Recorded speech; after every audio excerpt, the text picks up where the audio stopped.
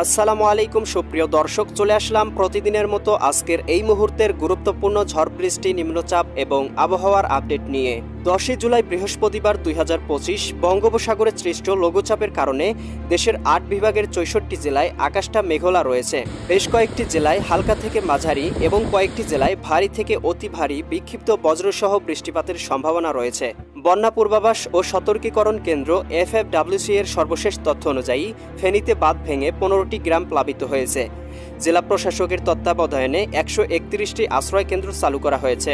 এদিকে ব্রহ্মপুত্র, যমুনা, পদ্মা, তিস্তা, কুশিয়ারা, মুহুরী, ফেনী, হালদা, মাতামুহুরী নদীর পানি দ্রুত বাড়ছে।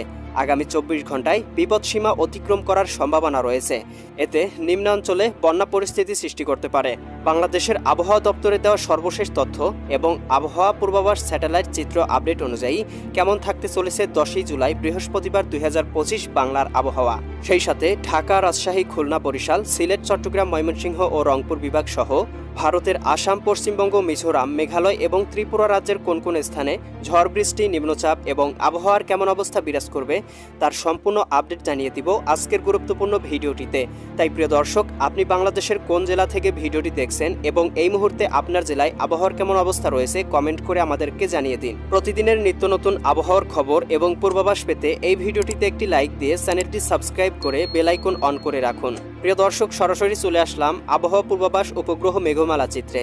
এখান থেকে আমরা দেখতে পাচ্ছি ইতিমধ্যেই বাংলার বেশ কয়েকটি জেলা ও বিভাগে আকাশটা মেঘাচ্ছন্ন রয়েছে এবং বিক্ষিপ্ত বজ্রসহ ভারী বৃষ্টিপাত হচ্ছে।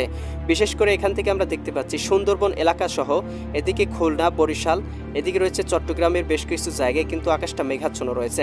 এদিকে আমরা দেখতে পাচ্ছি খুলনা বিভাগের এদিকে রয়েছে সাতক্ষীরা, শ্রীকান্তপুর, শ্যামনগর, মংলা, এদিকে মাঠবাড়িয়া, পাথরঘাটা, কলাপাড়া, এদিকে রয়েছে মির্জাগঞ্জ, লালমোহন, চরফ্যাশন, বোরহানউদ্দিন, এদিকে ভোলা, বরিশাল, এদিকে রায়পুর, গৌরনদী, মাদারীপুর, হাজীগঞ্জ, লাকসাম, এদিকে রয়েছে চৌমুহানি, চঙ্গলনিয়া, বেলোনিয়া। এই অঞ্চলগুলোতে কিন্তু আকাশটা মেঘাচ্ছন্ন রয়েছে এবং আকাশে হালকা পরিসরে গুড়ি গুড়ি বৃষ্টির সম্ভাবনা রয়েছে বৃহস্পতিবার 10 জুলাই সকালের দিকটাতে।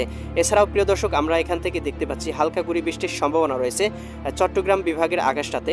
এদিকে লংদু, এদিকে রয়েছে রাঙামাটি, বিলাইছড়ি, রাজস্থলী, রওনছড়ি, এই অঞ্চলগুলোতেও হালকা পরিসরে গুড়ি গুড়ি বৃষ্টির সম্ভাবনা রয়েছে।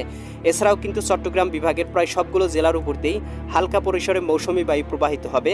খুব একটা ভারী বৃষ্টিপাত থাকবে না সকালের দিকে, তবে মৌসুমি বায়ুর কারণে কিন্তু আকাশটা মেঘলা থাকার সম্ভাবনা রয়েছে চট্টগ্রাম, কক্সবাজার, রাঙামাটি, বান্দরবান, খাগড়াছড়ি, নোয়াখালী, লক্ষ্মীপুর, ফেনী, কুমিল্লা, এদিকে চাঁদপুর, ব্রাহ্মণবাড়িয়া সবগুলো জেলাতেই।